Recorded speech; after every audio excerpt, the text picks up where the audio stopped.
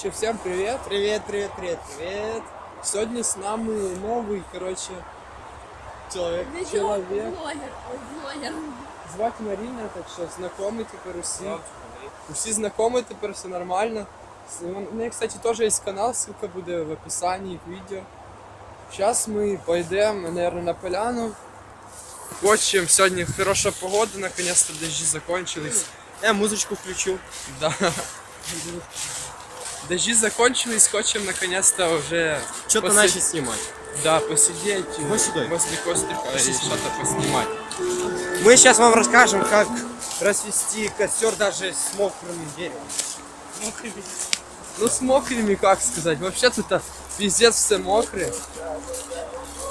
Надеемся, что что-то найдем сухие и запалим костер. Потому что, ну реально, хочется посадить, поговорить. Сейчас придем. Сейчас придем на поляну, вся фигня. И начнем, короче, мутить. Марина, всем скажи привет. Привет. Ну, вы все поняли, ссылка в описании на ее канал. У нее, конечно, тоже будут нормальные влоги, вся фигня. О, да, у нас тут даже... У нас тут вешалочка даже есть. Смотрите. Вешалочка, блин. Ага. Вот такая вот поляна. О. Прикольный движ, да? Так. Тут наши дрова еще лежат. Вокруг полянки сделали. Ну, вообще, вся наша полянка тут вообще было охеренно посадить. Ну, короче, мы вернемся сейчас, приготовимся, начнем дальше снимать. Всем привет. Мы вернулись опять. До нас только что подошел лесник. Сказал, что за костер.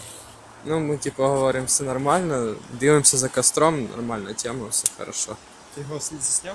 Да. Ну, он там... Он туда пошел, проверяя, походу, что-то. Ну, он уходит, короче. Там. Все ясно, да. Ясно, понятно. Ну, короче, тут распали костерчик. Ветер. Хорошо так горит, все нормально. Пока що розпалили, но це з лісником були проблеми, а так вообще все отлично. Конечно. Ладно. Посидим чуть-чуть, погреемся, вернемся скоро. О, короче, продолжение снимаем. Костерчик. Костер. Ой, блин, говорит, Короче, костерчик догорає. Будем собираться уходить, уже темніє, в принципе. Пора уходить, мені кажется. Лесник. Що лесник, я можу сказати? Дождався трактора і уїхав лесник. Ты уже второй раз. Велосипедисти проїжджали, уїхали теж велосипедисти.